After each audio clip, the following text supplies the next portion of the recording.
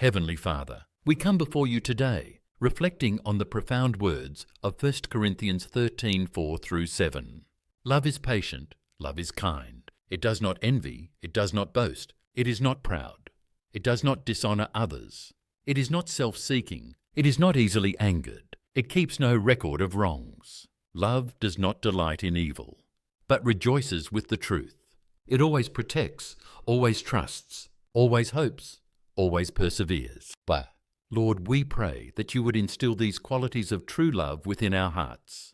Help us to be patient and kind in our interactions, to reject envy and pride, and to always honor those around us.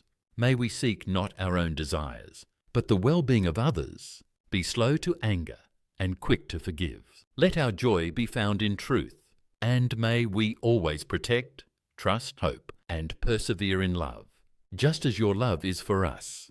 Amen.